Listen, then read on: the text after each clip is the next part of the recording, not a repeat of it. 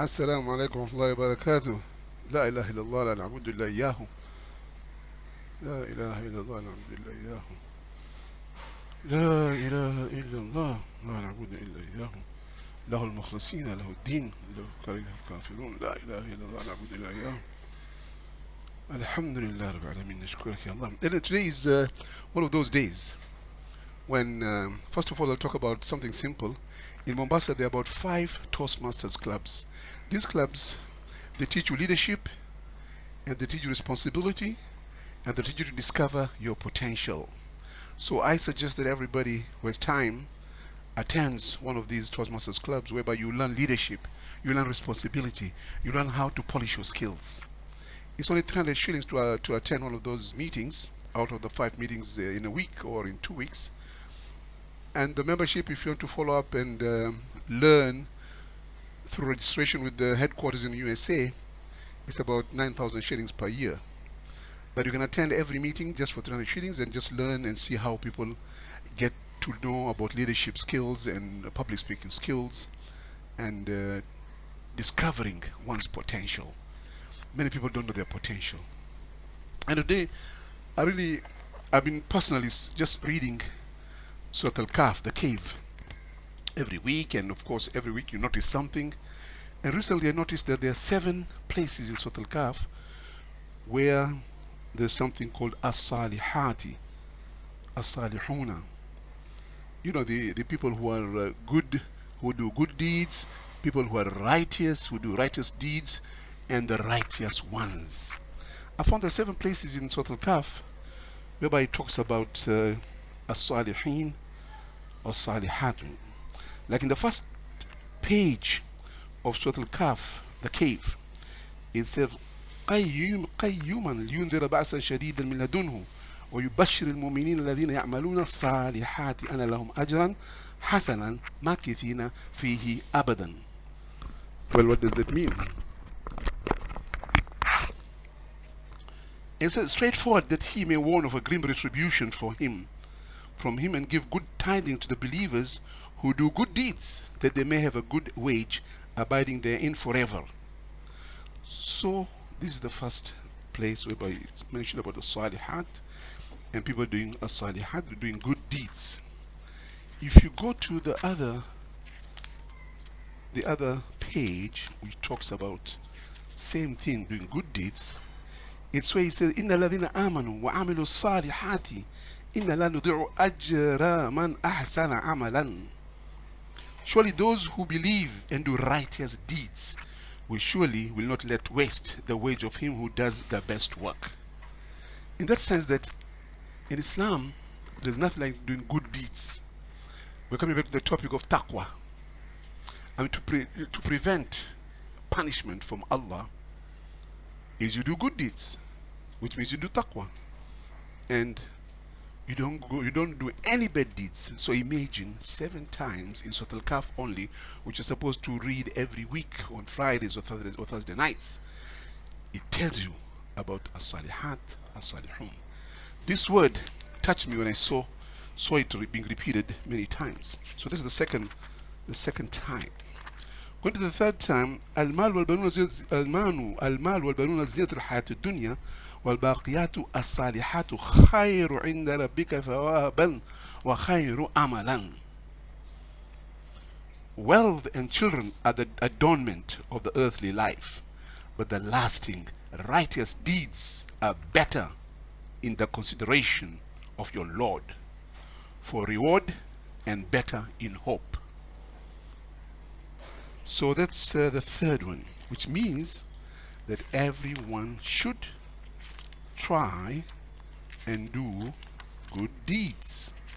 Good deeds are mentioned 7 times in Al-Kahf. Let's see the other one now.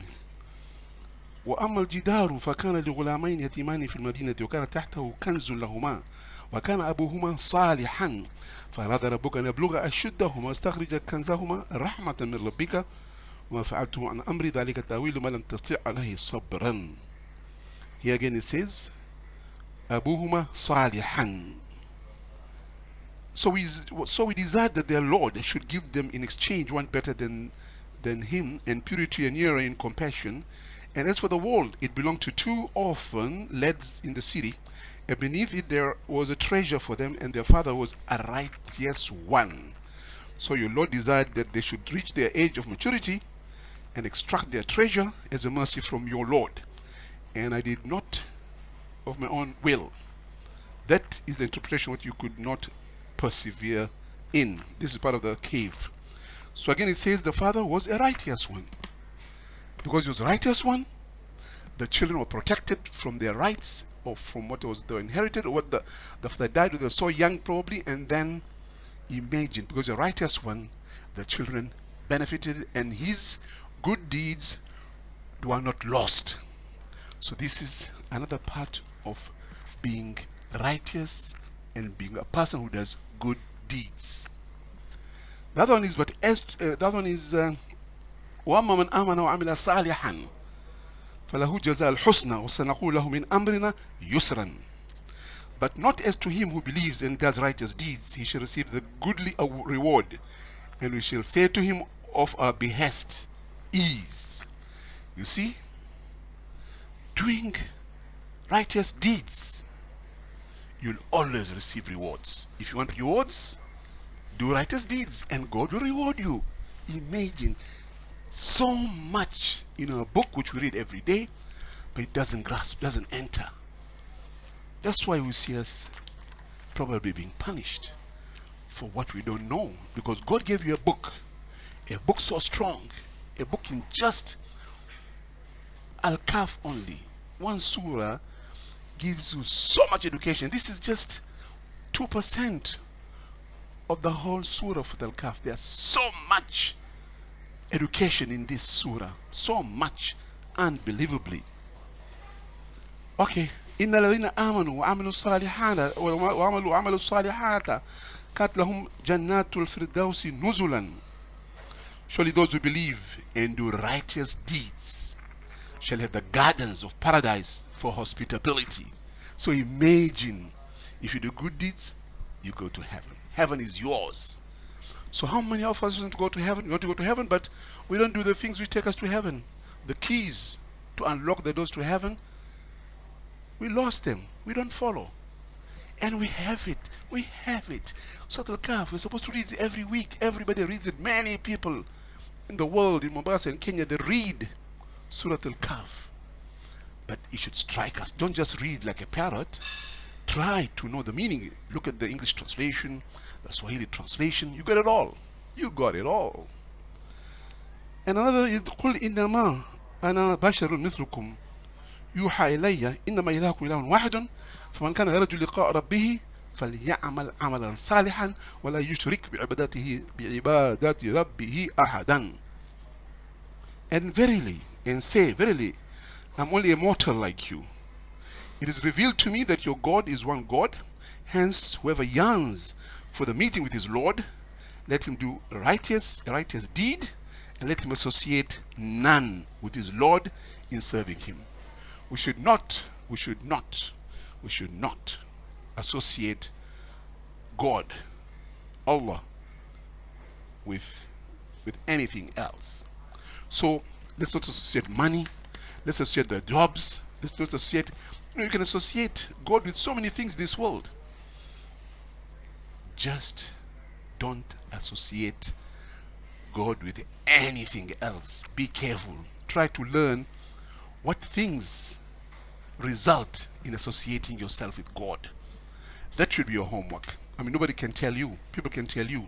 Because there are so many things, if you really think about it, you associate that with God. You think a lot of wealth, big houses, it's your, it's your right. You are smart. My friend, don't associate yourself with God that you are the one who's smart, who got it. It's Allah who gives and Allah who takes. It's Allah who, everything you have is Allah who gave you. You are just a source. You are just a media. Like sometimes many rich people don't know why they give us so much riches. My friend, those riches are you to give away to others. You are just used by Allah that gives you that money so that it can trickle down to other people. Don't think you've got extra wealth, so much wealth, billions and billions, and you think it's yours and you just enjoy so much with it, you and your family, not knowing that what God has given you, it's a responsibility to pass it down to others. So don't be so happy that you got a big bank account lying at the bank doing nothing, and you think you're the smartest guy in town, that you got it through your hard work. I'm sorry, my friend. That money is a responsibility.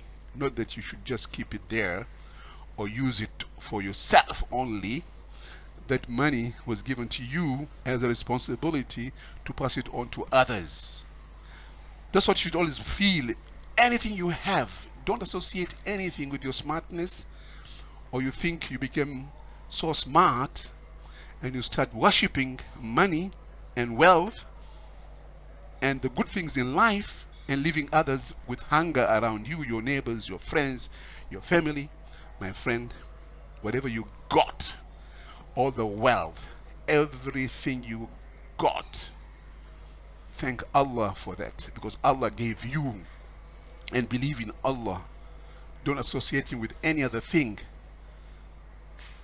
and try to worship money, worship wealth, worship position. The topic is long, but just everyone should try and read Surah Al-Kahf and try to remember or try to figure out what are the lessons in this surah. And why were we told that every Friday try to read it every week? It inspires you in religion, inspires you into goodness. So I don't want to take more time. Somebody has told me that I should reduce the number of minutes or break it down into smaller minutes. But I hope you'll be patient enough to read till this end. Thank you. Wassalamu alaikum wa rahmatullahi wa barakatuh. Allahumma inni as'aluka imanan da'iman وقلبا خاشعا وعلما نافعا ويقينا صادقا. اللهم نسألك دوم النجاة من كل بلية. اللهم نسألك دوم العافية. اللهم نسألك شكر العافية. اللهم نسألك غنى عن الناس. ربنا لا تأخذنا نسينا اخطأنا. ربنا لا تحمل علينا إصرا كما حملته الذين من قبلنا.